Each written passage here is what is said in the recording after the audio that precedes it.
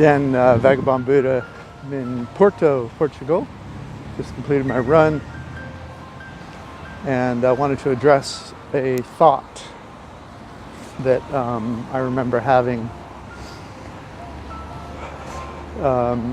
So once you are alive in your life and you live in the place of awareness, which is something you'll never know how to do, you'll know how to, you'll experience it. It's not a knowledge that you give to others. It's an experience you have in your life, and you'll notice that there's a quiet, contemplative, joyful silence. And even if your mind has thoughts, because you haven't, like a fish, bought the thought, hook, line, and sinker, and you're not flailing around in pain. You're just noticing that your mind is having a thought. Kind of an abstract concept, but it'll live in you when the experience of awareness comes. And so you'll be bumping along joyfully in your present moment awareness, and it'll occur to you that you're joyful, you're happy, you don't have a care in the world. And your mind, which is in the business of controlling you, and it intends to give you a better life, it seems to hope to, and we can debate whether or not it's able to do that, but that's not the subject for today. But it seems to operate under this concept of attention. It needs your attention really, and it needs you to, it'll put a little bit of meat on a hook, dangle it in the water, you'll bite on it, it'll yank the fish string, cable, wire, line. It'll yank the line, and it's got you hooked, and you'll flail about in pain as you contemplate this morsel of thought with the attached emotions and fear and pain that it has as you dangle and try to live. And the mind has various thoughts it will drop on you. One of them it'll drop on you that early on that will sound really pretty interesting, and you'll bite hard. It's this idea that there's a lot of people suffering in the world, and that why should what right do you have to be happy when others are starving to death, are being raped, maimed, murdered?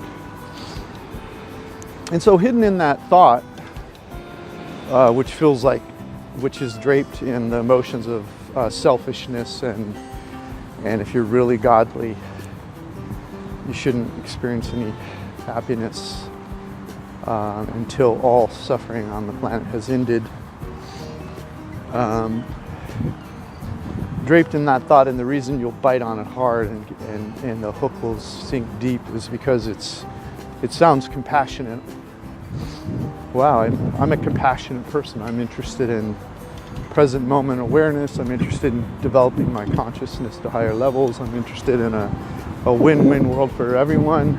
And here I am, joyfully in the present moment when there's people starving to death.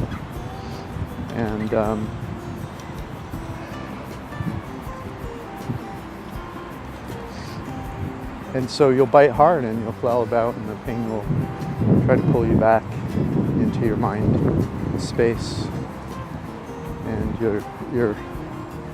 your joyfulness will probably go neutral, maybe even negative for a while, as you grapple with this concept that you're a selfish person who's figured out the world and you've left the others behind.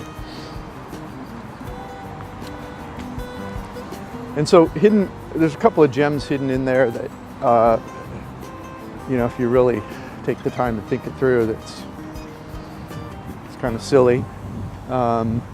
Not silly in substance. The idea of suffering is not silly. It's silly in terms of the idea that all must suffer until all stop suffering. First of all, there's the overall concept that consciousness is something that is rising, and I'll call it a species for lack of a better word. Consciousness is a something that should rise, must rise in the human race in order for us to get to the point where we begin to treat each other in a positive way, or at least neutral. And we begin to treat the planet in a positive way, or at least neutral. We begin to think about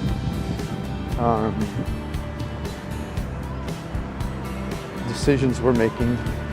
And in order for those decisions to happen naturally, without resistance, you have to have and this is, maybe it's a belief that I shouldn't even put in the space, but it would seem that the more people that are awake, the more natural it would be for the species to come to conclusions like, let's not completely ruin the ecosystem, let's not have starving children, let's not have murder and rape or whatever, and a rising consciousness makes an awareness of what needs to change, but it also, as it touches each individual in the group, as the water rises, less of that stuff's going to happen. So the idea that you shouldn't have a raised consciousness because you want to wait till all suffering ends, is actually,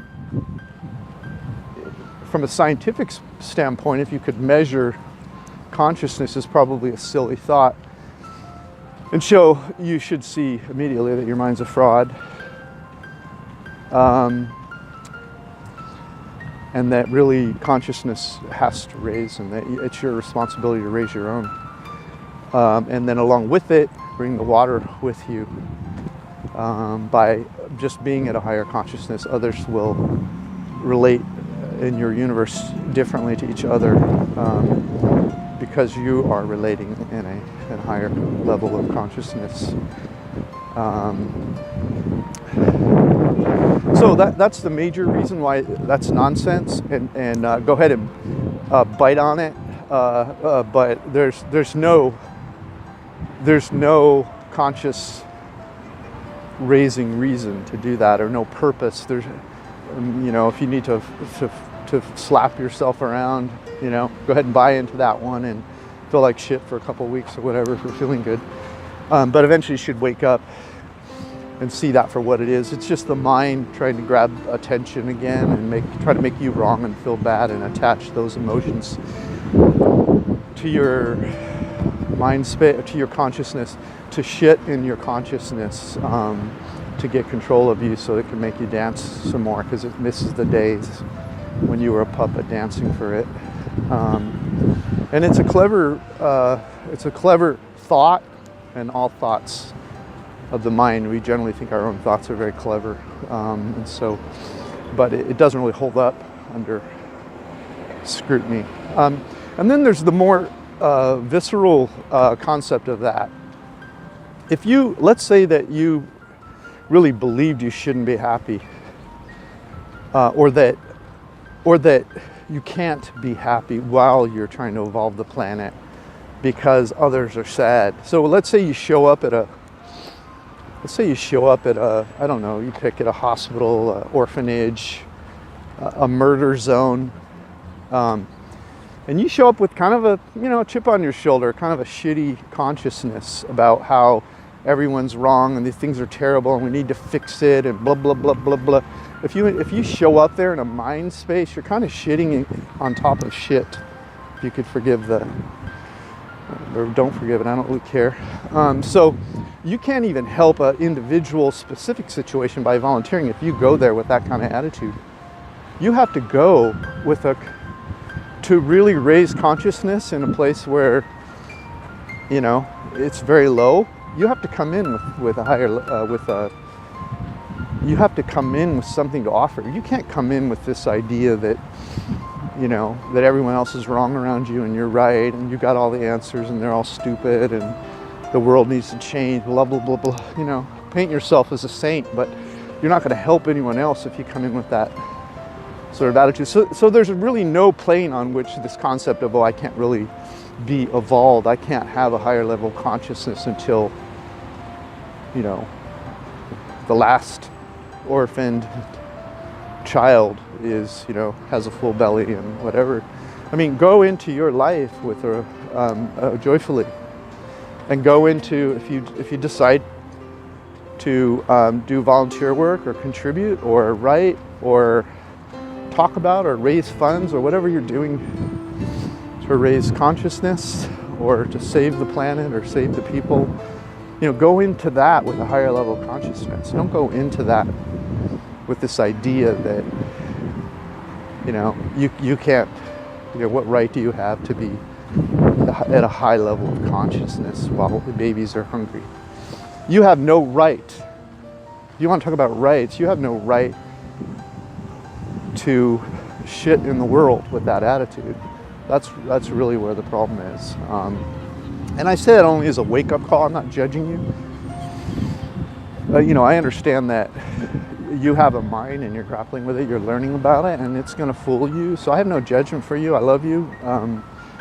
And so I'm just trying to, you know, trying to give you information, you know, which generally doesn't help, but it does in the mind domain. So that when your mind gives you this pitch about how you're selfish for being joyful and loving and seeing the world through positive light and seeing the future through positive light and seeing the best in people, or just seeing what is, even if it's, you know, not the best, just being clear and being in the present moment and being in this space, this time.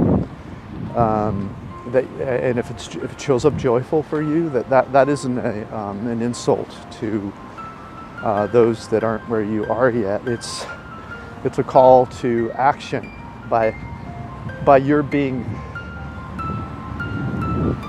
in the present moment, and if you being in the presence of the one consciousness and bringing that joyfulness into your life, you're lighting the world around you. So do that. Congratulations, be here. Love you. Have a great day. Vagabond Buddha coming to you from Portugal. Time to go home and do some work.